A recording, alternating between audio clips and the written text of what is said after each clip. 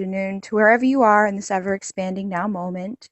Welcome to the Pleiadian Blu-ray Ascension Seed Show with your hosts, Shamanka Natalie Alaya, Hi, Bridget. Hi, everybody. and myself, Bridget Rau. Hello, everybody.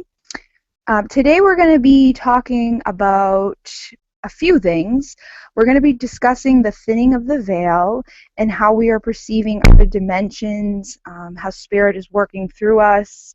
Spirit has basically kind of reached in and taken us as a conduct for all of their messages and their wisdom and their teachings.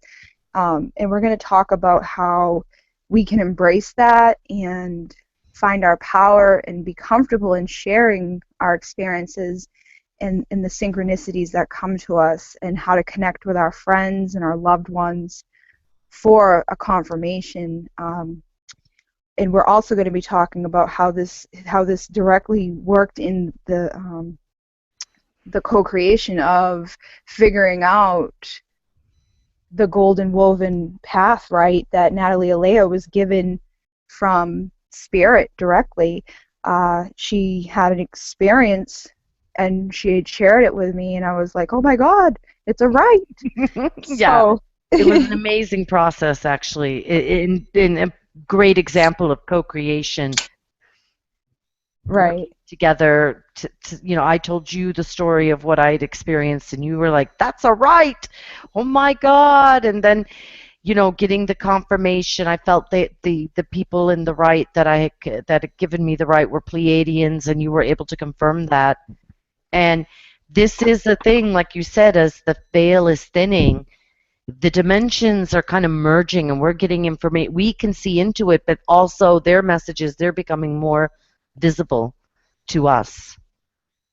Right. And a lot of people then can get a bit it's probably self-confidence or unsure. I mean, I never thought that my experience could be a right until you said it. Yeah, and we were talking about how I in the classes that I teach, I tell people, in the Mune Key, when you're going through this used to be given from spirit to initiate Hmm. directly. The humans were never a part of it. So if you have a right that comes to you, I tell everybody, I'm like, embrace it, write it down. But in the back of my head, I know that fear where it's like, I would be doubtful and I would feel weird, like, oh, should I share this? Like, are people gonna take it genuinely, or doubt the fact that it was a right, or maybe not even see that it was a right, like how you weren't really seeing it as a right yourself. You were just kind of seeing it as an experience that you had. Exactly. And I would have been like, I know myself that I was nervous about even talking about the right, because you feel like, will people connect? The nerves, will it resonate? But really, we need to trust. So I got a great lesson in trusting and being, like, yes, I can do this, in bringing this forward. And I'm really happy to be doing it. And I can't wait to pass the right on to you later. I passed on the right for the first time yesterday to someone here, who is coming from Manaki, and she loved it. So, yeah, I'm looking forward to seeing what people think. And after the show, if anyone wants to give feedback or whatever about the right, yeah, that'd be great. It's going to be so awesome. And it's funny, we talk about nerves and stuff. I'm like, um, I'm nervous about receiving it in having to be put on the spot as to like what I, Like, what what I did you mean, feel? what I felt and stuff. Because, but that's another thing too that I think is important with the thinning of the veil and our experiences, and everything that comes to us is frequency and vibration. So when Natalie Alaya shares her right with you, she's sharing it with me, and you're all going to be able to kind of like, feel that and take your own Hmm. interpretation of it. But when you actually receive the right yourself, if you go on and ask her for that process, it could be totally different. Just like when I do my meditations, I tell everybody, like, tonight we're going to be working with the Pleiadians or the Syrians or whatever, but I don't feed them information prior to. I try not to get into their subconscious with what I think the Pleiadians look like, or what they're all about. I want them to go there, experience it, and come back and share what they interpret. And what's funny is most of the time everybody interprets it in their own unique way, but it's also part of the one where it's like, one may see a being, a perfect example was the Andromedan one. Someone saw them with bright white hair, someone else saw them as bright white beings, someone else saw them as wearing bright white clothes. The white was the consistent part of it, but they all saw it in their own way. So with the Rite, it's the same thing. You receive the Rite, or if you're sharing the Rite, you do that same interpretation of it. Yeah, and each person has their own experience of it, because we're all individual, and also depends on your own frequency and where you are in your process, how you'll receive it. Just to talk about general of the thinning of the veil, everyone is talking about it. Like if you look on all the, like in 5D and all the alternative websites, and I think David Wilcox recently talked about it, so much is opening up to us. And talking with others then, so when we receive messages, talk to others or go into Facebook groups or talk to a friend or a family member about what you're receiving and start bringing it out and posting and stuff. This information needs to come through. It's so true. And this has happened to me twice this week with one of my friends, Joan. She is like my best friend, and we talk all the time. And I've been having, like I'll just be sitting here, and all of a sudden I pull out my phone and I'll do a video of what I think people need to know in the Monet Key Rite group. And I did a 22-minute video the other day, and then afterwards I was like, oh my God, that was all over the place. I don't even think it makes sense. Like, I knew what I knew what I said in it and all that. So the next day I was talking to Joan about how she was speaking with a woman that has lost her son from cancer, and how, she was able to deliver her a message through her son to her. And I think she is basically always doing that. She's like, whenever I'm upset, you call me. Whenever I'm thinking about him, like you bring me a message from him, the woman was saying to Joan. Wow. And Joan wasn't, like she was a part of his life. She was, an aunt. She wasn't there every day. So for a while, she wasn't even accepting the fact that he was working through her, and he was bringing. There was one day she had feathers all over the house, and her first is like, "Is there a bird in here?" Right? And she, but all the while, in the back of her head and down in the pit of her stomach, she was attributing it to him, but she wasn't owning that. She wasn't sharing that information. And then for her to go through the experience she went through the other day, she had watched a 14-hour documentary on alternative healing for cancer. And she ended up calling the woman to tell her about it, and the woman was like, "Oh, I just bought that. I'm bringing it out to share with other people in the community." And it was like confirmation.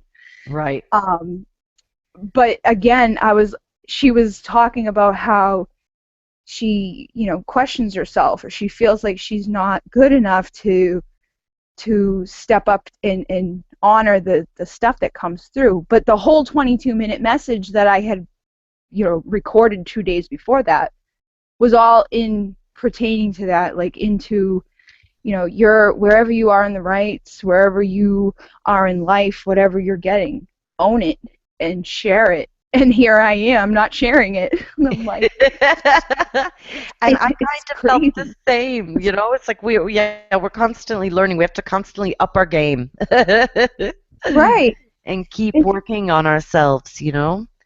It happened again last night. I was going out for the Starkeepers Rite, and you did the Starkeepers Rite yesterday. I think it's funny that we both did that yesterday and had crazy experiences. Energy was just extreme yesterday. I think it was also that full moon in Taurus. Whoa. Okay, yeah. Pleiadian energy was whoa. Hello. I think the moons are really an intricate part as to why things are so thin. And every message I've seen about the full moon in like the astrology reports, it's like dead on for what's going on in my life, my Mm. friends' lives. It's like we were in Libra, right? And that's all about Hmm. balance.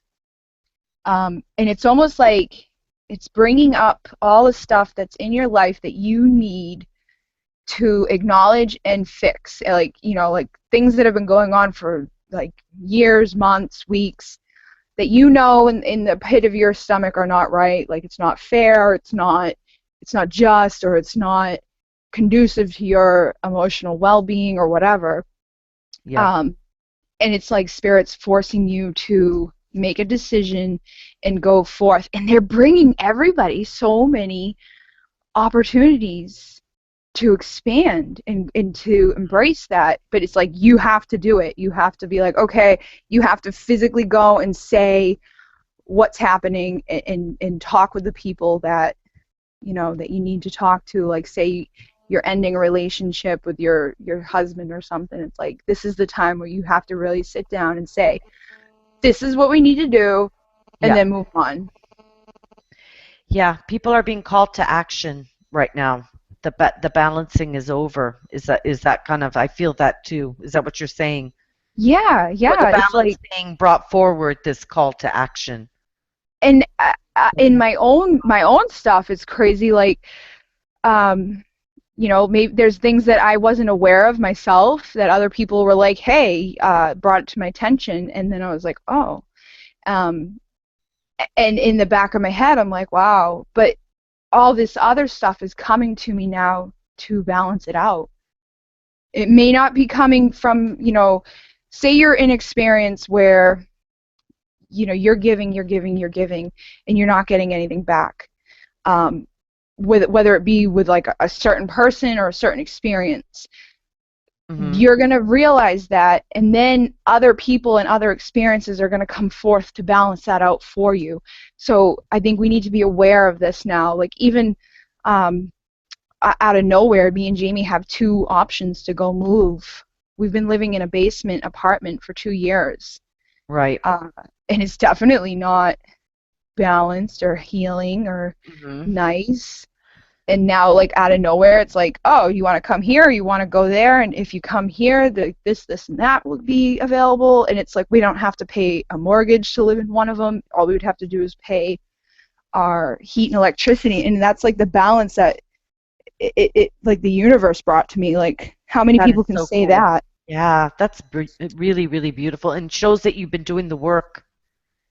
And Right. more people, this is going to happen to more people. And, people need to get used to what's happening when the veil's thin. Mhm.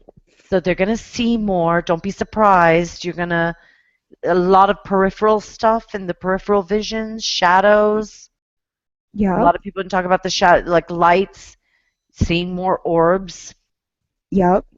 Joan said spheres. that last night. She said, because when I talked to her after the rites, I was like, well, I made a video earlier again, and I'm talking about all the stuff you're talking about right now, so I posted it. And she said when she went to click on it, she saw lights out of the corner of her eyes, like Mhm. confirmation that she needed to hear it. Yeah, absolutely. All those things are kind of like, the veil thinning. We talked a little bit before, I think the last time about like that, or maybe we didn't, that Chinese floating city that was supposed to be a Oh no, fat, I wanted to talk to you about fat that. Morgana, Fata Yeah. Morgana, and then it was spotted in England. I think it's all related to the thinning of the veils. And Yeah. there's different dimensions bleeding in, and you can see them. It doesn't really mean that they're real. And when I was listening to the David Wilcox thing earlier, YouTube thing, his latest talk, I think it was maybe the 23rd of October, and he was saying that, there is kind of a split with the timelines, that the Yep. people who are in a positive timeline, it's going to be heaven on earth, and the people in a negative timeline, it's going to be hell on earth. Yeah. And They're I going can to I work can out their totally see karma. that. Yeah, they're going to have to work out their karma, and we will actually exist still in this earth, in this place. Yeah. And I've been saying that all along when people are like, what do you think is going to happen in September? What do you think? And I'm like, I think it's already happening. I think what it is whether you choose to go in the negative or if you choose to go in the Yes. positive. Like, I'm watching people in my life who are like going through these huge struggles and, they're always upset. Even Jamie's family, it's like, some of them are like, ugh, constantly screaming and crying and flipping out. And then um, it was so amazing. Like, I think the energies that I've been receiving are affecting Jamie. Last night when I came home from that beautiful experience and um, working on a woman with cancer in her throat and pulling stuff out and bringing new stuff in, Mm, it was like I was crying. I was releasing. I feel like I was releasing everything that she was holding on to. Um, through spirit, like spirit did that through me, and I was just a witness to what was happening. um I can't even put it into words yeah, how I can feel it. I can feel it while you're talking. it Powerful. was it was just crazy. Like, I was like, I was so beside myself afterwards. I was like, did that even happen? Like, um I was very lucky to have someone there who was viewing from the outside who was like, dude, oh my god. You were glowing. Yeah, like she said that my face was glowing, that my face changed, that my arms got longer, my hands got bigger, and I could see a hand over my hand. Um, and it wasn't me, it was spirit working Yeah. through my body. Um, but to be able to be a witness to that, like to see my hand being taken over and pulling whatever was there to be pulled, like, because I pull out stuff in Reiki, but this was different. Yeah. This was like, it looked like the hand was like physically Psychic going in. surgery is what I was getting. You were doing psychic surgery. Well, whatever I was doing, it was freaking crazy. I was like, oh my god. But when I came home last night, Jamie was here listening to like X Factors, like all these amazing performances of kids singing or guys coming out who you would never expect to have a voice the way they did. And then he was watching a bunch of videos of men coming home from war, like reunions with their kids and reunions with their dogs, and he was crying. Uh, Wow. and Oh, he was just so moved emotionally by the, and he stayed up. I went to sleep. He stayed up until after 1 a.m. watching those videos. And I was like, "What are you doing?" And I'm like, "Why?" I'm like, "Why are you doing it?" He's like, "I don't know." But with this moon, I feel like so many people this week have been crying and releasing, and mm, I think he was like reflecting back on the time that he was away from me and the kids, and when he was able to come back. So I think he knows that feeling of yeah, I'm back home. reunion. Yeah. Yeah, but he's not like that. Like, I mean, he's a very an emotional person. He cries more than I do, but um, he doesn't put it out there like openly. Hmm. Hmm. So to see people around me having these emotional releases, and you and I are talking about the Yellow Brick Road. Oh yeah, Uh, that was kind of funny. That's been coming up a lot. So just to give a little background story, the Golden Woven Path is part of the Rite given. And when I gave the Rite yesterday, the woman and I were talking. She said she saw the path after I gave it to her, and she said and we both said, it's like follow the path, follow the yellow brick road, follow the golden path. I said that to Bridget, and she was like, "Oh my God, we were saying that the other day." yeah, yeah. Yesterday at Reiki Clinic, a woman came in. She got on the table. We were working on her, and she released on the table. And after that, Jeff came walking over, and I was like, "Oh, she's just coming back." Because she was like, "I don't even know where I am. I'm like off in La La Land, coming back on the Yellow Brick Road." And I'm like, "Yep, she's on the Yellow Brick Road." And then you come in and talk to you, and you're talking about this like everybody yesterday was following the Yellow Brick Yellow Brick Road. Road. And let's talk about gold because that's part of this, right? And we were talking about it earlier. Gold is a very high vibration. I connected with the woman who was running a hostel in Peru, and she would always talk to me about gold and golden weaves and following our golden dream, and that gold is the highest vibration. Everyone knows the Anunnaki story about how they came here to mine gold. I think it's more than that. I think humans, we have gold in us too. So they could be have been mining humanity, not just as slaves to go in the ground, but that we keep creating gold for them. Right. Yeah, because it was funny. You're like, you know, we poop gold. I'm like, what? Very microscopic amounts, but yes, we do. We, That's we we have all the chemicals, basically, most of them in our bodies, and uh, gold is just a very high vibration. And I like to use gold, like, and you were saying the same in your healing. Gold to me is very protective. When I'm working with gold, I just feel very, very protected, safe, and secure. yeah. Um, Back before I even did Reiki 1 or anything like that, when I was going through my awakening process at home, my mom was there, and I had watched like a video on YouTube by I forget the girl's name, but it was like a how to do Reiki. So I came upstairs and I was doing it to my mom, and in my head I was picturing gold, like gold dust and gold Hmm. liquid going through her whole body. And I still do that now, but I'll change it up depending on where And I'm working. you had said too that when you, and I'm going to start doing that because I never did golden roots, but you said when you earth, you send golden roots.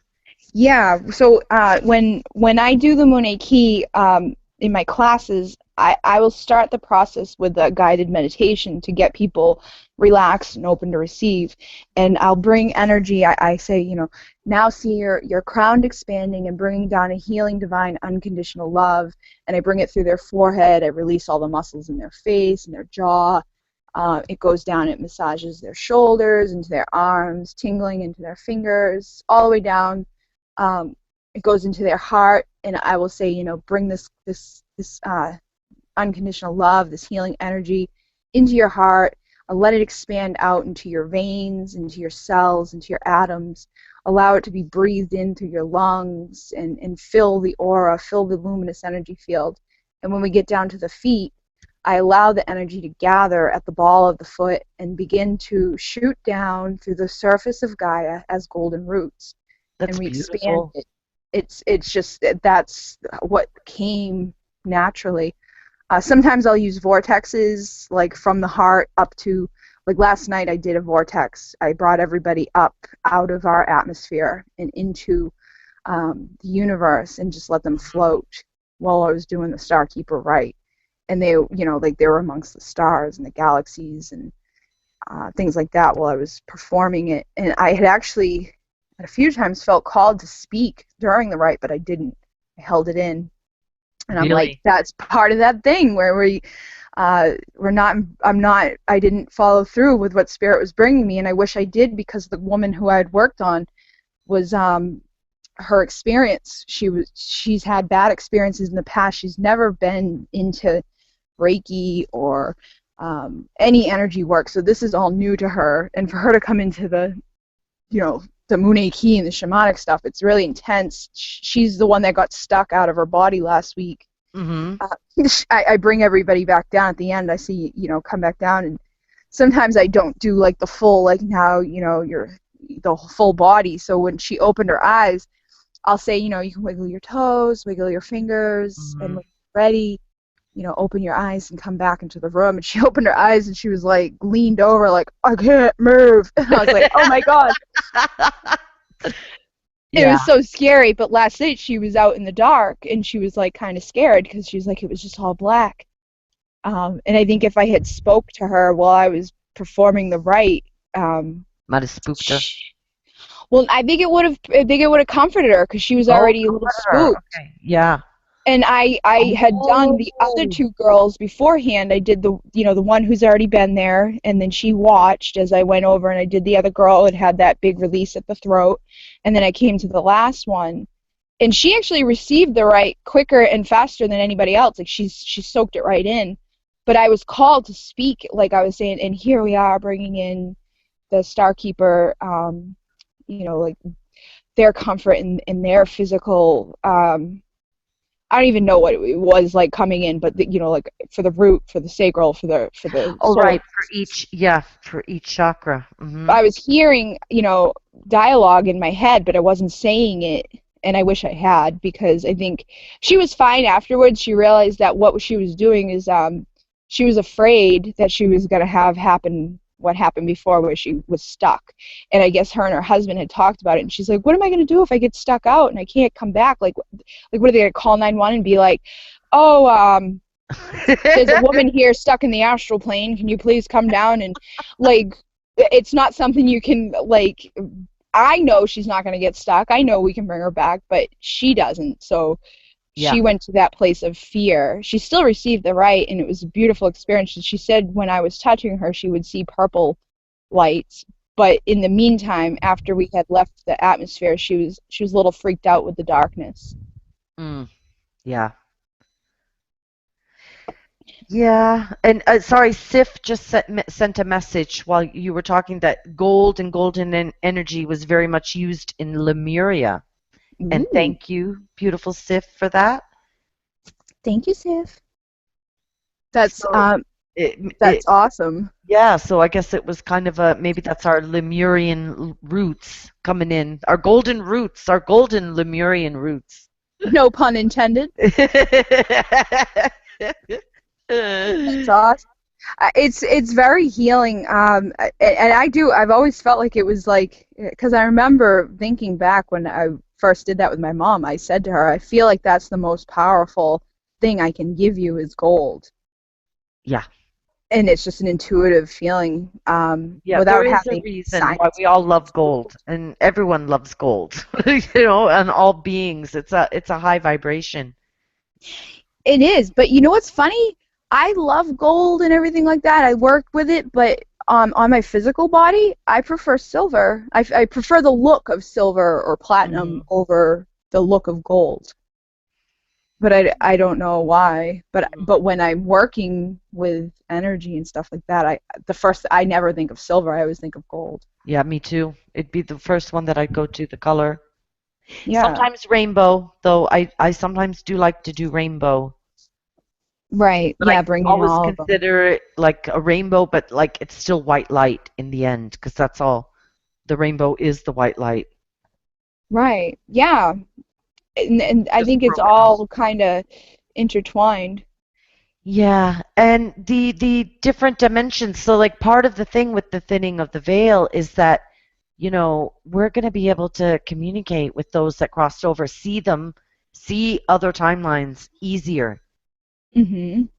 And if people are seeing stuff, this goes back to talking and being secure in what you're seeing, because this is how we advance.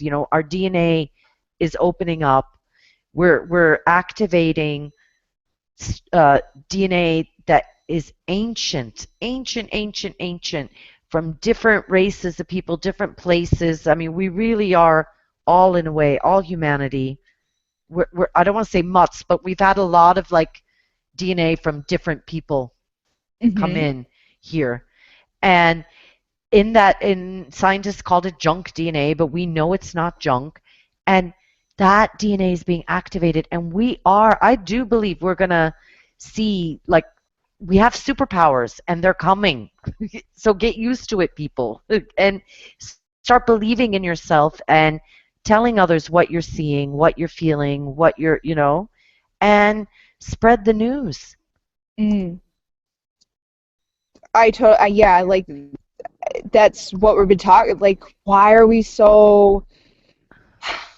I don't even know. Like, we're just so like separated from embracing it. Like, it's like we're afraid to say it. Yeah. I don't know. It's. I'm definitely after this week, after having all the confirmation, and even last night I posted that video.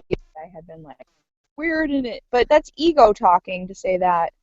Um, I was looking at it as like, oh, because like I have crooked teeth on the bottom of my mouth, and the camera was really close to my face, and I had my eyes closed, and I'm like, but that's my ego keeping me from sharing information that needs to be shared. So I'm just going to embrace whatever comes and however it's brought to people and not worry about that anymore. Yeah, it is hard. It's that's all habitual stuff, like programming, I guess, past Right. programming, and it can still rear its little head, and we have to bop it on the head. Oh, and yesterday I had a lot of stuff come up that was like, I dyed my hair darker that you saw. Yeah, Um, and one of my good friends who I hadn't seen since I've done it was like, um, I don't even. She was like, oh, and I could tell she didn't like it, but she was like trying to say she didn't like it in a way that was. She's like, well, I like you as a blonde, or I like it a yeah. little lighter, and then she's like, well, I'm just used to it the other way. I'm sure it's fine. I just have to get used to it. And she's like walking around at that, and I'm like, well, just say you don't like it, like. And Yeah, then it's okay. we're at Dunkin' Donuts getting a sandwich and talking to her, and we were talking about how when I lose weight, I lose it above, like my boobs are the first thing that goes, and my stomach has always been like the smallest part of me, but my hips and thighs keep it. And she was talking about how it's hard for people with my body type to find balance because our ass and thighs are so big, but um, the like I she's hear you there, sister. well, she's like, your face is getting really thin, um, Yeah, and then she's like talking about how like the people with my body type get stuck, like they still have a big ass and thighs, and when they get their ass and thighs to a place where they're happy, the rest of them looks like shit. And then she's thinking like, oh my god, why like. I don't mean you, like. I'm like, so like yesterday I had all this stuff come, and I'm like, thank you. Um,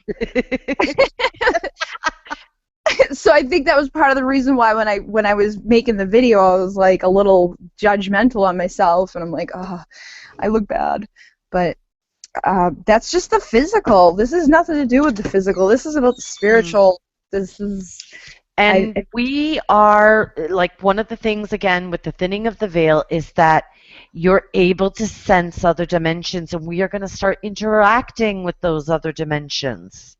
Right. And and seeing it telepathically, maybe physically, like the floating city. Mm.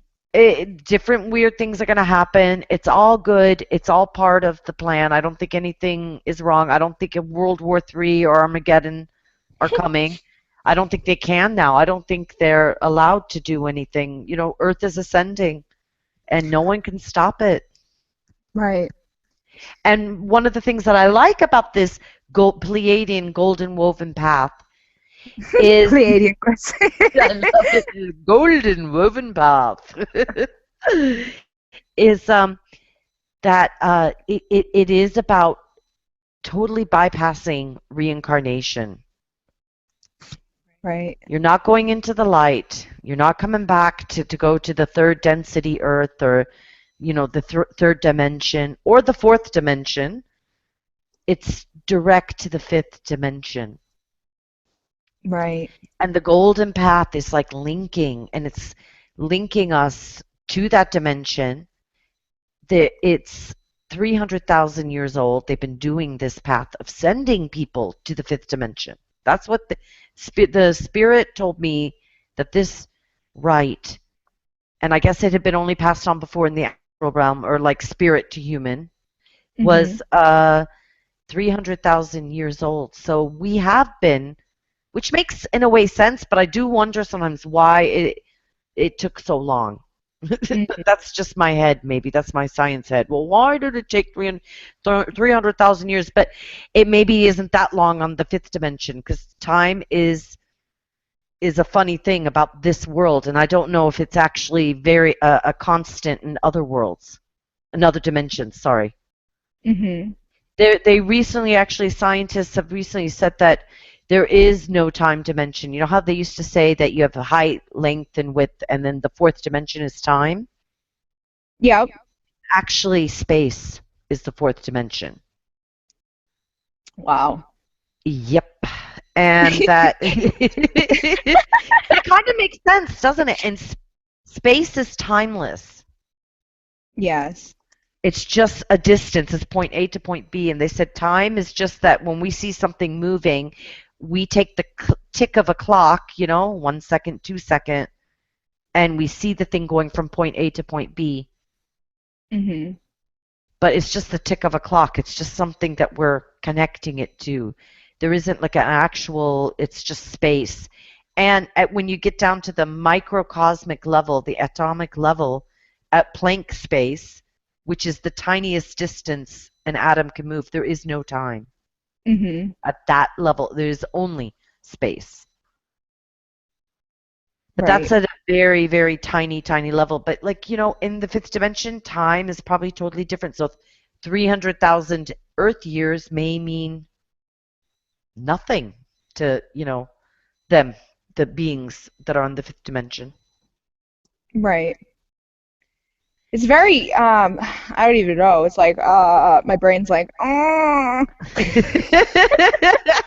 That's I'm actually quite tired.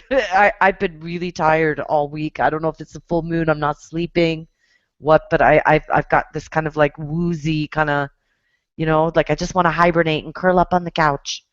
Right. So the woven path, every time someone's initiated into this rite, they weave another strand on the path. So it just keeps getting longer and it's miles long. And the transmission of it is very easy. It's like you light a candle, you give a little visualization, which I'll do, and then if you're with the person, it's forehead to forehead touching. If you're Mhm. doing it distance, like I'm going to be doing, I'm just going to connect my third eye to Bridget's third eye and transmit it. Now, some people will see symbols, stuff like that, letters, or you may see nothing. I leave it open, like what you said. You don't want, you leave it open, but you can see stuff. Usually, when you get the right transmitted, the right is actually being transmitted by the Pleiadian archangels. Mm. It's like we're just the channel. So it's like even when I'm sending it to you, it's like I'm just opening my third eye and they're sending the right. Mhm. I'm just the channel. And then like when you give it on to others, it's the same. It's actually them that are passing it on. And in the right, it's a white-haired Pleiadian older woman and a little blonde-haired, blue-eyed girl that I saw that passed the right on to me. Right. And it was funny when you said that because I see a little blonde boy and people, my medium friends, have seen him with me, and we figured out he's from the Pleiades, and he's always upset because I won't like, or if I'm not playing with him or some way, and I wasn't even aware that I played with him at all, so I'm like, I don't know what he's talking about. But then we had also gone into the thought where it was like he's my son in the Pleiades. Um, I kind of feel that's true. yeah. It And was weird. like that reality, is like a parallel timeline, probably, and he can connect to you through the astral. Hmm. It And was awesome. yeah, it's pretty cool. And I wonder, yeah, so the little blonde girl that I saw could be my little daughter in the Pleiades. That's kind of cool. I know, it's awesome when we had that realization, like, do you think it's It your felt so daughter? good. Yeah, I know. I remember I was like, "Aw," it just made me feel so good. Um, Yeah. and the other thing about this, right, is that just to explain it, and I hope I'm explaining it right. I'm sorry, I'm a bit nervous, so if I'm going all over the place, excuse me. Um, is that you can pass it on to animals, plants, if you want. It, I totally connect with like plant consciousness and that what we see as plants is just the 3D, but on the 5D, there's like, their consciousness that, like, let's say when you talk to a tree or whatever and you're communicating, they're totally different on another dimension. Hmm. I feel they're way more like us, or, I don't know if I'm humanizing them, but they're more to me like I see them as more like a human spirit Right. on the other dimension. Or whereas the fairy realm I always see more as literally being light particles, Hmm. light beings made up of different colored lights. That's cool. I think Yeah. it's all just we're one, and our energies merge with each other. And when you expand your consciousness and you are seeing beyond the veil, you're able to look at a tree or a fairy as yourself or like yourself because it is yourself. Yeah, it is. And maybe that's what I'm seeing. I'm just seeing my, that like that's it. You're the deeper, the only way out is in, huh? Hmm. But Yay. I like the idea that we're with this right. So now on some of the other rights, none of the monarchy rights are specific because sometimes people ask this question. I know you've got it too. It's like, how do I heal with the monarchy rights? And it's like by transmitting the rights and initiating people, you are healing them. Yes. Yes. I feel like when I give the rights, it's 10 times more powerful each time. Yeah, yeah. It just keeps getting better. It does. It does keep getting better. And as more people heal, this fifth dimension is going to be a reality, but this right will help. So once you're initiated, you are automatically helping people cross over who are crossing over into the fifth dimension without you don't Hmm. have to do anything. Right. You're just It's there. already happening on another dimension. Hmm. But if you want to consciously, if you know someone's passing over, crossing over, if you want to help them, you can tell them stay on the yellow brick road, right? Stay on the golden woven path, and Right. you'll be fine. So that this whole thing is about using that golden path. It's the link. The people that cross over are helping to anchor the fifth dimension and anchor human souls and souls that have incarnated on Earth in the fifth dimension. Okay. On Earth, because it's still here, right? Like we did. Right. I just closed my eyes and I'm seeing I don't even know. It's like you know how like they explain like other planes being as thin as a piece of paper. Yes. I'm Yes. seeing all black and then like a very dark black line and a white line running across like almost diagonally. Um, like that's it's so easy to access. Like once you get through one, you can go directly to another, to another, to another, and stop wherever you want. Absolutely. I think this is all a process. This is what we're meant to do. But, the fifth dimension isn't the stopping zone. Right. You want to go beyond. Oh, yeah. Well, but I think once we get to the fifth dimension, the bodies, even though we're still here, the bodies are going to be much lighter. Have you noticed that I'm eating way less? I'm exercising more, drinking loads of water, not Yeah. needing too much sleep, which I kind of don't like. I like sleeping a bit more, but I find like I'm amazed that I don't need as much food. Yeah, I said that to Joan the other day. With the fair and everything, getting ready the day before and the day of, like I don't think I really ate. And the night that I was getting ready, I sat down at like 2 in the morning, and I'm like, I need to eat. So I made myself like a little chicken pot pie, like a little personal size one. Uh-huh. And I ate that, and I didn't feel full or hungry, but I was like, I think I need to eat another one because I knew I had such a long day ahead of me the next day. Mm. I was like, I like basically forced myself to eat them, but it's like I'm forcing myself now. Yeah, that's what I feel. And I've gotten like I'm not actually usually a vegetarian. I've gotten very vegetarian in the last couple of weeks. Yeah, I've been called to, I want to learn more about like transferring my food over and start eating more healthy or organically or whatever, but um, I really don't know like the first, like my whole life has been like, here's some quick, bacon and microwave, and Yeah. I need to start. I think when we move into the house, it's going to Oh, help I'm so that excited for process. you. That's going to be such a journey. Yeah, definitely time for you to expand. Right. It's like all this stuff is coming at once. Like, It okay, definitely exciting time for humanity in general. If you're listening, if you're here right now, whether you're in the monarchy or into this stuff, you know, it is an exciting time to be mhm, here. And it is. lots of things are changing, and not everyone has all the truth. Not every, but all together, we're piecing together a pretty amazing thing here. Mm-hmm.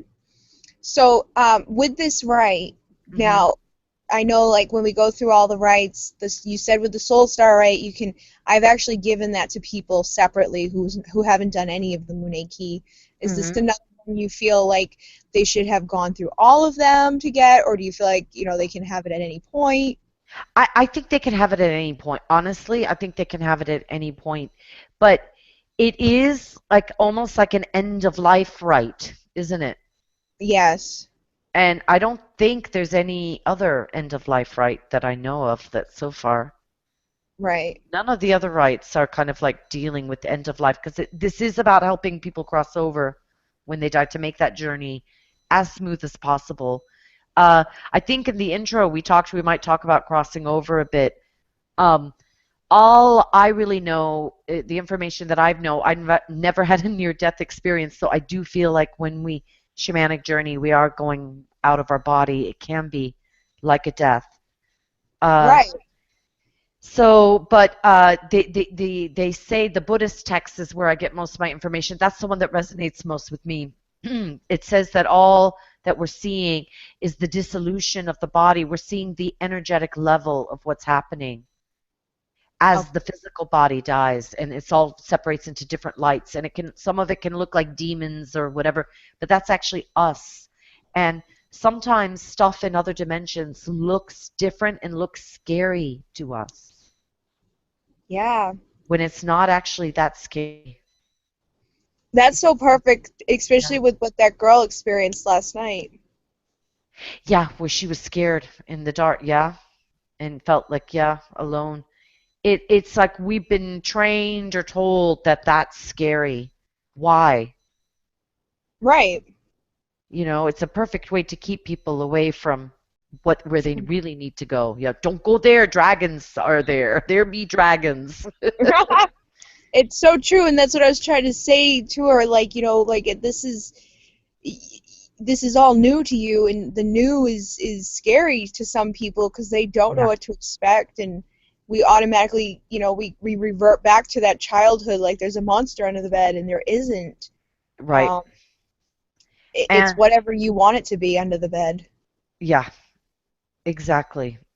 Exactly. And now we have a path that connects us, a golden woven path. That's Lineage of people awesome. that have been doing it to the fifth dimension. And it's a beautiful gift from the Pleiadian archangels, and I'm really thankful to them for gifting me this beautiful Mm. rite. So I think I'm going to do the right, but I just realized because I have my earphones on, I have to go get a candle. Uh-oh. Okay? Yeah, I know I Okay. should have gotten one, so hold on for just a second. Sorry. That's okay. I'll just put my mic on. I'm so excited.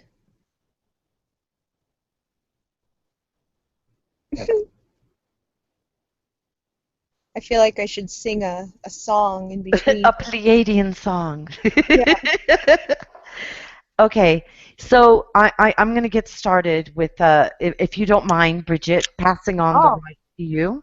yeah, I'm ready. I'm laying You down ready? like, come You're on. writing down? Yes, yes, yes. So part of this, when you pass it on, all that I ask, and I have notes, and I'll put notes up on the page. Okay. Or, well, we'll talk about that later. I'm getting too distracted by that. That's too, yeah. Okay, so what you do basically, what I'm going to do is I'm going to light a candle, and then I'm going to give just like a small, like, guided meditation about what is happening with the Okay. light. So, and then you open with a kocha, light a candle, connect to your soul star chakra over your head, and imagine over your head and over the person you're initiating a long golden banner that stretches from miles from horizon to horizon. Two Pleiadians are on either side of you, an older white-haired woman and a young blonde-haired blue-eyed child. They are the ones transferring the rights, and they are the keepers of the right. They provide protection as you transfer the right.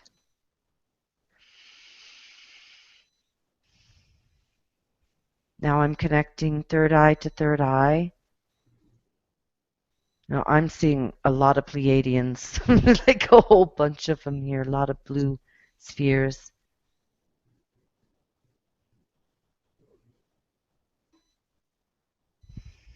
And hold the connection for as long as you can. The right is just going through.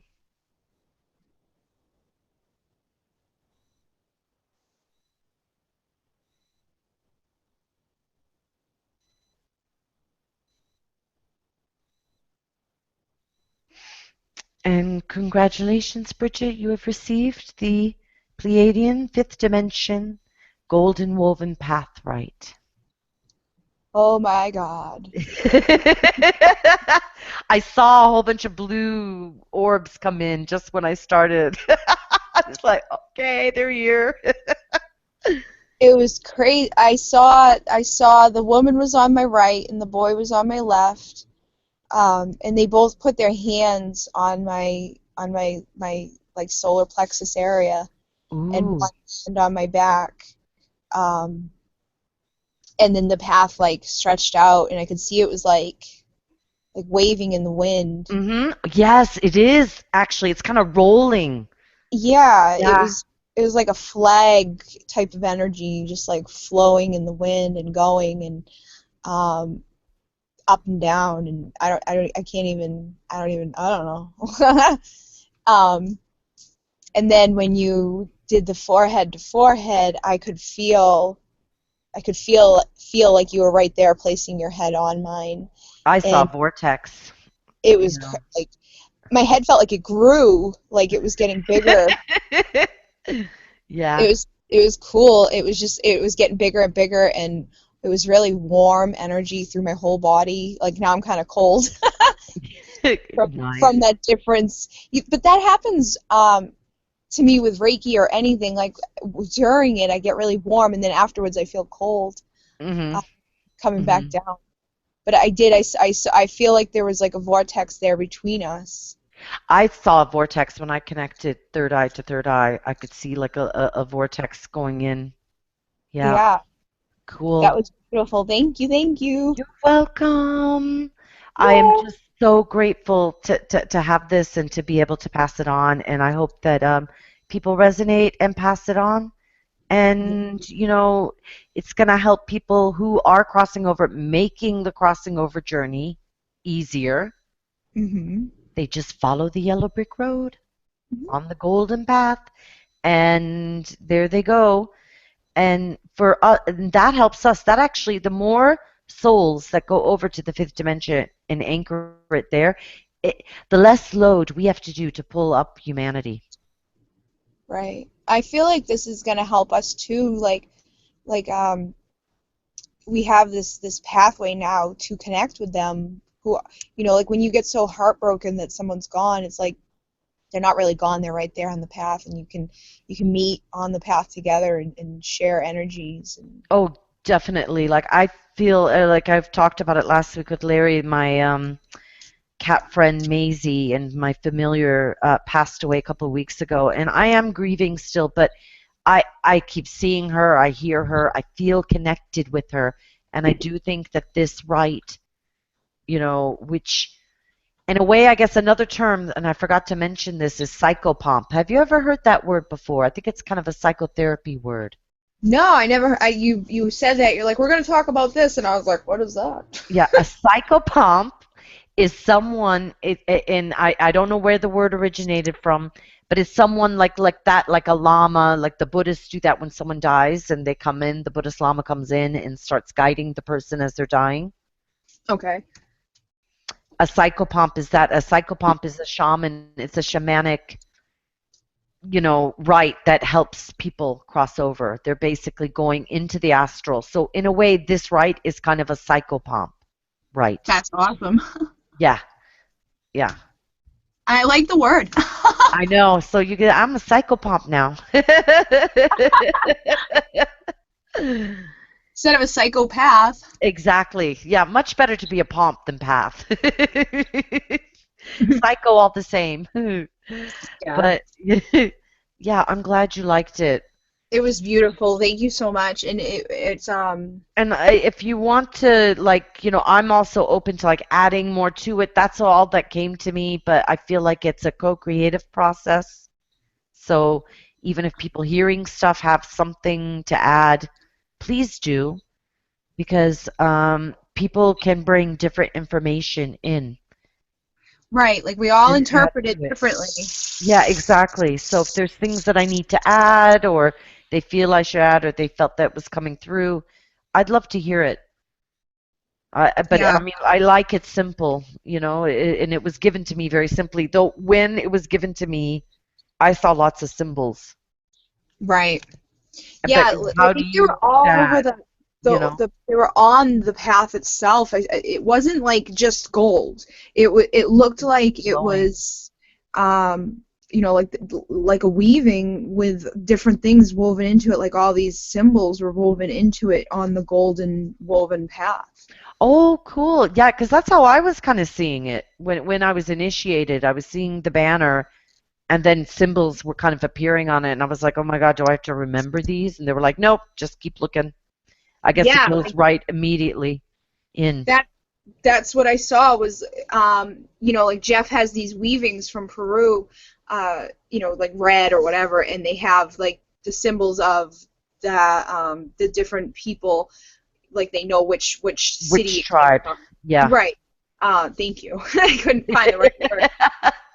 But I felt like it was like that. It was like a golden weaving with different colors and different stuff actually in the weaving itself. So it's like everybody who's added a thread to it has created these symbols, and there's more symbols coming. Oh, cool. Yeah. And what was I going to say? There's going to be more rites coming. So let me bring out a clarion call to people. If you have received the monarchy rites and you feel like you've seen a vision, had an idea, felt something came to you about a new rite, talk to me or Bridget or someone that you know. It may not even be a new rite. It could be any kind of information. Right. I think it's funny because when I was doing the rights with a few people, they're like, "Do you know that you have rights coming to you?" And I was like, "Yeah." And people are like, "When are you doing the rights? When are you gonna get more rights? When are you?" And I'm like, "I don't know. Um, I need to have some more time in between." And I know Sif had mentioned before that she had some angel rights, and so I can't wait when those come through. Sif is listening, but I don't know if she'll come on, but Yeah, there was like I've seen other rights too. Other people who've done the hmm movie, they have like archangel rights. And I feel like I don't have to go to them to get them because I feel like the angels are actually going to bring them to me themselves if they haven't already. I need a break in between doing all this stuff to like sit down and really. I guess I don't. I guess I could just sit down and receive it at any time. But it's that thing in me that's like I don't know if I should just assume that if this is a right to share. You know what I mean? It's that we're questioning ourselves, and I have to just step into it and be like, okay, this is what they gave me, and this is for you. exactly. And even sometimes like that, we may think, oh, this is nothing, or it's nothing important. Right. Or it's Don't just me. yeah, or it's my imagination. Right. Well, and that's when I the first day of the class when I'm teaching people about the rights, I say the most important thing is your intention. And if you are setting your intention to open sacred space, you don't have to worry about using sage or Palo Santo. Yeah, yeah. Just open sacred space with that intention to do so. And if you're intending to share a right, for the healer's right, we're opening up your heart, we're healing your past, we're healing your ancestors' experiences, we're healing so much, we're activating the power of healing in your hands. We set that intention to do so, and that's what we do. So if you get a right from spirit, whatever the intention is behind it is what's gonna transpire. Like you were saying, I don't know if I should add more. I think it's perfect with the forehead to forehead. I do the forehead to forehead in every rite basically because I feel that's Yeah. a great way to cement it in. I think all the little stuff that we add in between is just It's whatever ritual. spirit It's wants. ritual, I think, or ceremony. I've And changed it up too. some of them, like I'll do one person, and the next person I feel like I should, like I'll bring it to their heart, and then I'll bring it to their solar plexus, and then I'll bring it to their third eye, and then the next person I might start at their solar plexus, then their heart, then their third eye. Right. So you allow it to kind of go organically. Yeah, however it wants to come through is how it comes through. Sometimes I feel like I need to do it more than once on one person. Like I'll touch their heart, then I touch their solar plexus, then I go back to their heart. I think it just depends on that person and what they need. But I'm still sticking to the ritual and the sacred ceremony that they've laid out for us. I'm not like touching their butt and like, here you go. Yeah. And that is a frequently asked question, I think, is like, how do I have to follow step by step? If I missed a step, did I do it wrong? No. It will, if the person is meant to receive it, they will receive it. Right, because me and you are just the body that's coming, like we're just doing... We're just the conduit, exactly, that's here for a lot of times people feel, like you said, that woman said someone was touching her head. There's other beings there doing the work with us. Yeah, when I passed the rites on, I was telling Bridget earlier that yesterday was a freaky day. She felt like I was doing something at her head, and I wasn't there at all, and she could feel something going up and down, and there are other beings that come in and work and heal. Yeah. You know how we connect energetically with our hands on the people's shoulder? I've noticed a trend where it's like I will walk away, and then they think I'm still there, and they don't realize I'm not there until they feel my hands like somewhere else on their body, and they're like, oh my god, someone had their hands on my shoulder, and they stayed there even after you left, and that's what's happening. It's like they're stepping in and they're stepping in and doing the work, and we're just holding the space basically for them.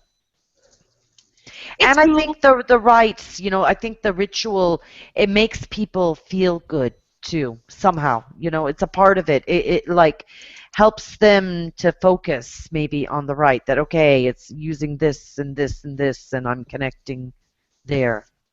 Right. And you and I have talked about how the long distance can be more powerful than even face-to-face contact, because in the long distance, it's like it's all spirit. It's all spirit. Yeah, and I love it. I love long distance. I don't have a problem with it at all. I think it's beautiful and powerful, and it can be more intense. It can be more intense that way. I feel like they do it in our dreams too. Like, have you been having more intense dreams lately? Definitely. Lots more stuff going on in the dream, and I think that's again the thinning of the veil, that the dreams, some people are even having, I had it for a while there, and David Wilcock talked about it on his show, and I've had those two kind of apocalyptic dreams. He says that's the negative timeline. That's not like where we're going, that like people are seeing other timelines in their dreams now. It's funny that you should say that. Are you still there? Yeah, I'm here. Okay. My phone was like... last night with the Rite, when I was working on someone, I got a message afterwards for that experience of what happened, because how I said I was pulling stuff out of the throat. What the message was today was, because I was hesitant to say like anything last night, because I felt like I didn't want to scare the woman who's going through this experience of cancer. I didn't want to be like, oh my god, I started bawling my eyes out at your throat and pulling, like, that can be scary for someone, like, oh my god, what does that mean? So I took time to think about it, and what the message was this morning was that I was crying to release all of that pain and stuff that was there, and what I was pulling out was that timeline where, because she had been thinking that she was going to have chemo, she's going to get sick, she's going to lose her vocal cords, all this crazy stuff. Right. And what was happening was Spirit was pulling out that timeline and replacing it with a new one, with a new option, a new opportunity for her to embrace, for her to step into where that's no longer there, where she can go in and have a miraculous healing, maybe, you know, like still go through chemo and all that stuff, but not have the outcome where what she was thinking would happen to her would happen. So I think that kind of fits in with what you're saying about we're seeing other timelines and stuff. We are. We're seeing other timelines. If you have a dream that's apocalyptic, from what David Wilcox was saying, that isn't that like, oh, that's your destiny. You're actually seeing other timelines. Yeah. And so it really is important to keep yourself on a positive timeline. Right. Clear your karma. Keep your frequency and vibration high. I really think some amazing stuff is going to happen. I think stargates are going to open up. We're going to realize we have stargates and we can use them. I think like in the next, 10 years, it's going to be massive changes and really becoming galactic community, becoming a part of the galactic community. In a way, a lot of us that are starseeds. So one thing he said that starseeds seem to be being targeted right now by the cabal, to kind of stop us because we've caused an acceleration of the timeline and shifting. I think we started to come into our power and go, yeah, we don't like that timeline. Boom, boom, boom. Bye bye. I know. I say that too. My whole life I've been like that. Like if I don't accept something or I don't I don't accept it. Like they told me my mom was gonna die, and she never accepted it. I never accepted it, and she didn't. She's still here. Like when they tell you there's a 99% chance that you're gonna die and that there's nothing we can do for you, and like a lot of people will die just from hearing that. They've actually shown that doctors will tell someone, and they're not even that sick, but if they tell them they have cancer, because of all the energy associated with the fear, it's almost like they get scared to death. Exactly. And that's what I told that lady who was like going into a place of fear. I was like, if you give your intention to that and you focus on thinking that that's going to happen to you, you're going to make that happen. If you can realize that you are the most powerful force in your life and your thoughts are the most powerful, and you focus on the fact that that's not going to happen and that you're going to be fine, you will be. I'm noticing, I have a lot of friends. I have a friend who has recently diagnosed with thyroid cancer, another one, and these are women in their 40s and I'm, early 50s. A lot of throat stuff with women. And I think it's about women. Exactly. We need to speak our truth. We need to own up to our feelings, express our feeling. Even if it's wrong, say it. You could say, I'm hurt because you didn't get me dessert, whatever it is. You didn't bring me ice cream, and I'm really, really hurt. But whatever it is, no matter how silly it is, we need to start expressing it. Any kind of throat stuff is about not speaking your truth. Sometimes it can be not feeling heard, but if you feel you're not heard by others, it means you're not listening to your deeper self. Right. And I said that yesterday to Joan. I was talking about how I've been I've been releasing and crying and doing all this stuff, and on the same topic, it's like Jamie, I've noticed myself, like he'll be like, what's wrong? And I'll say, nothing, I just don't feel good. And that's a lie. So then I start not feeling good because that's what I'm affirming. Oh, I don't feel good. So I'll take something that's upset me and turn it into something else that's making me feel sick, rather than just saying what's upsetting me and letting it go. Because a lot of times I'm like, I'll think I'll be upset about something. It doesn't even have anything to do with him, but instead of me telling him because I feel like he's not going to listen or that he doesn't really care to know, now what I'm doing is I'm saying what's upsetting me, and whether or not he really listens or can help me with what it is, at least I'm getting it out and I'm saying it. Well, this is it. It doesn't always have to lead to an action or lead to a reaction of the other person. It's that you need to say it.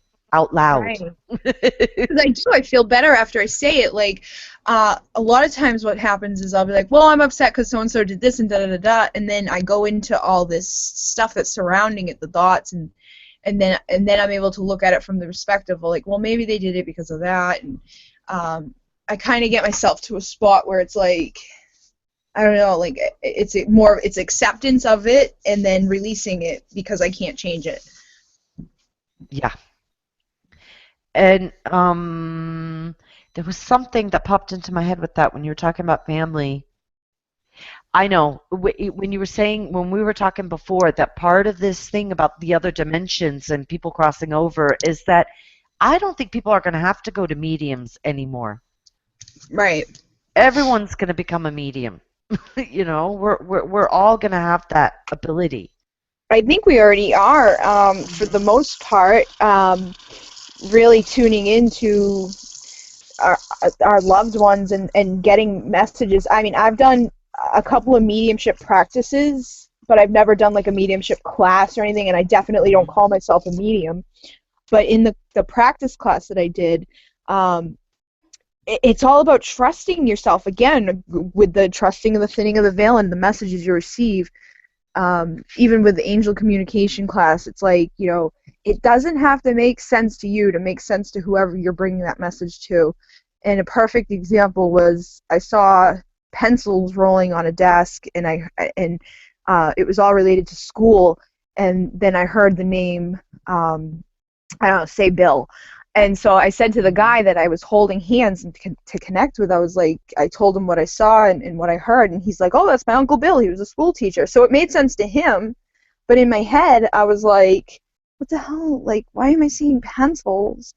And I'm glad that I said it because it got the confirmation that Bill was a school teacher. That's why I'm seeing a desk with school pencils rolling on it, like number Ah, 2. that's so So cool. we do have the ability. It's all again about setting your intention. I closed my eyes, I held his hands, I thought about, connecting with him energetically, and the person, I felt pain in my chest, and almost, he said he died of a heart attack, and Wow. then I had said, I feel a lot of sadness and grief, or almost like they had wished that they had, like, what's that word, when you wish you had done something, Regret? yeah, there was a lot of regret. And he said, well, we hadn't spoken, um, before he died, like a lot of years had gone by, and it made sense to him. So everything that I was physically feeling during that mediumship practice with him was totally dead on for what that person had gone through prior to, during, and after their transition. So it's all about Wow. trusting yourself. Because I didn't, I was on. The only reason I was comfortable enough to say this stuff to this guy was because it was class, that was practice, and I wasn't being paid. I wasn't being like put on the spot. I was just like, oh, whatever happens, happens. And I think Yeah. we need to start putting ourselves in that place more, where we're like, We have generations where the kids come in, and now it's slowly changing, but the kids would come in, they would see stuff, they'd be more in tune with spirits, and what they thought and felt would have been beaten out of them. right, And maybe then, like, what one of the things in Ireland is, like, the energy is so pure here, but also I think um, because also the English domination, all that kind of stuff, the people were so sensitive they turned to alcohol, spirit, mm-hmm, to run from the spirit, to numb themselves from seeing everything they see. And the pattern that I seem to see is that the kids come in, they're very sensitive between 3 to 7. Around 7 years old, it seems like the school indoctrination, and that's not normal, and fear seems to set in. And yeah, they they put them close into, down their third eye, they close down the spiritual side.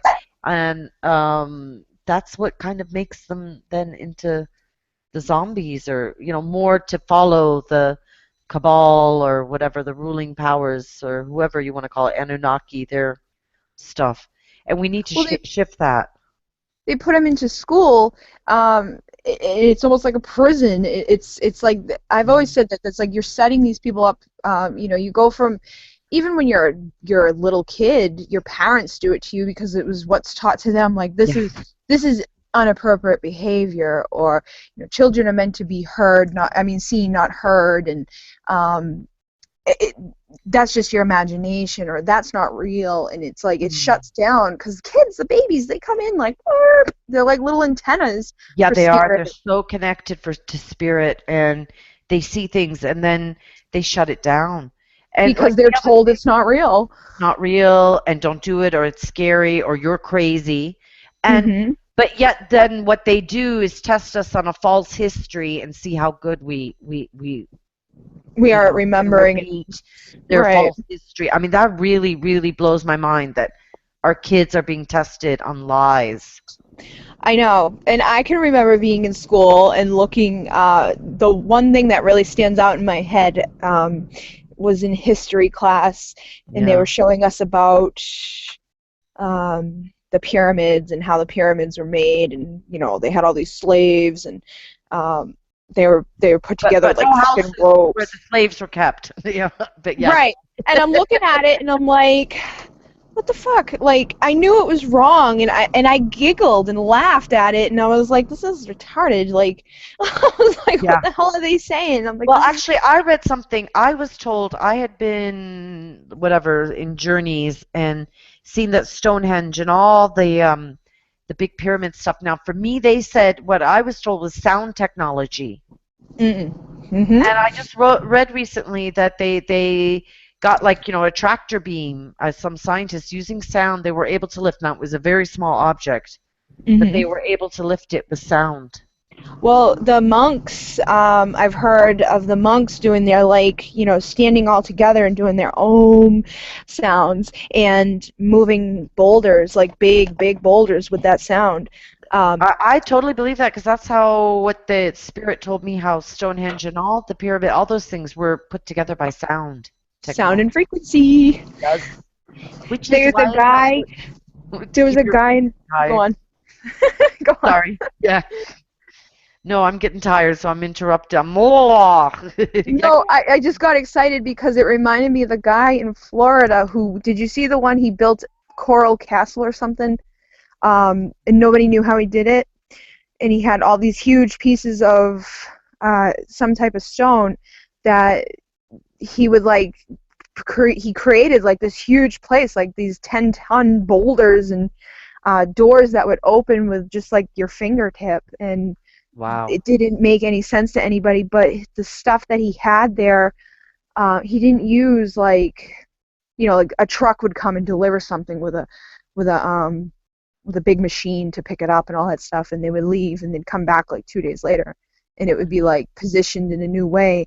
But they said he had radios set to certain stations for the frequencies, and they still to this day don't really know how he did it, but it's what you're saying with the sound. He moved humongous things with sound.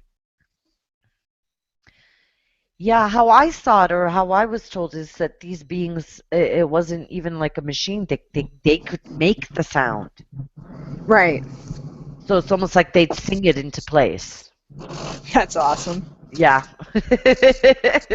Maybe that's why we were always so, like, us Blu-rays are like, every time I hear something or whatever, it's like I go to sound and Oh, me song. too. A song goes in my head all the time, all the frickin' time.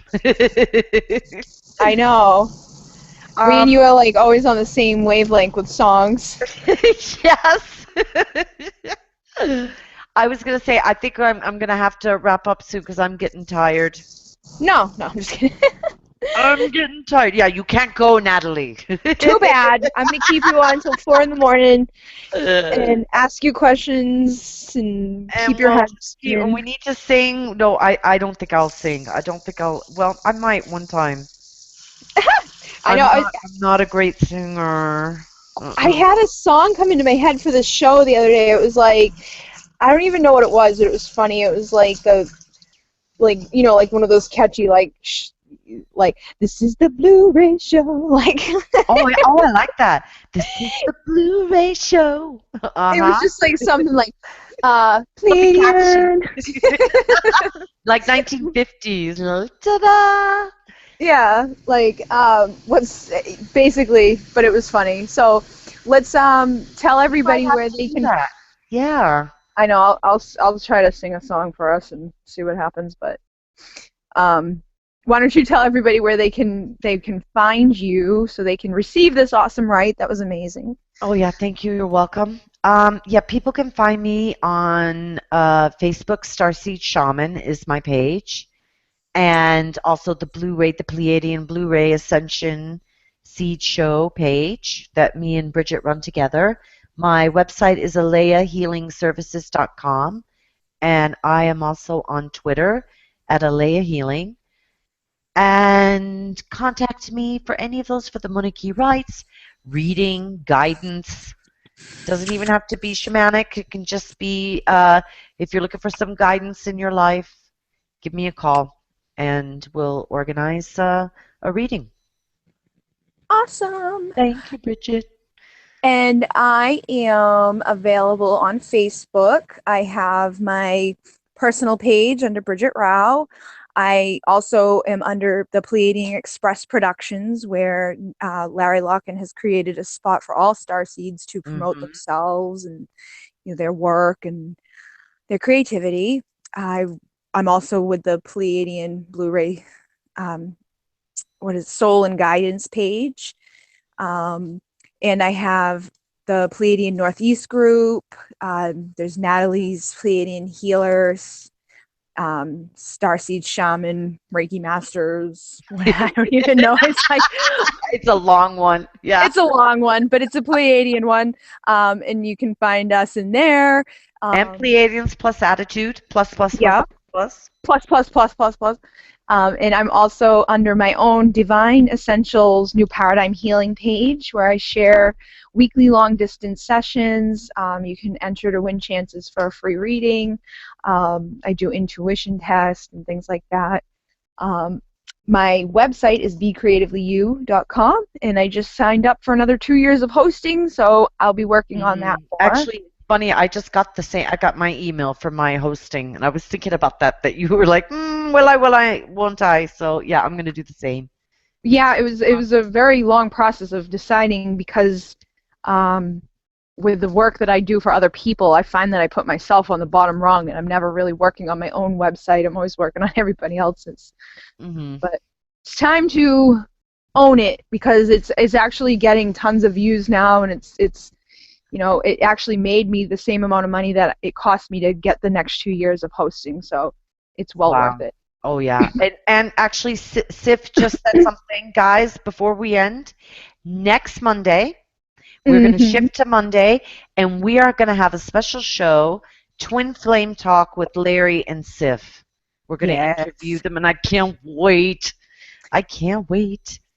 It's going to be so exciting. I love talking about the twin flames and the connections that they share and how you just can't keep them apart. And we all have our own little twin flame stories, so I think it'll be an awesome show. And I'm looking forward to talking with Sif and Larry. Yep, next Monday. So we're going to switch everyone from Wednesdays to Mondays, I think, and so that we can all coordinate and have Larry involved with these talks too. Right. So we'll be coming to you from all around the world: California, Ireland, Iceland, and New England. I think we got it half covered. She's in Denmark. Well, Iceland originally, though, Sif, but she's living in Denmark. Yeah. Oh, okay. Well, whatever. Yeah. She'll bring in the energies. She'll bring in the energies of the world with laughing. Okay. A cosmic goodbye to everyone. Okay. Thank you so much. Thanks. Bye.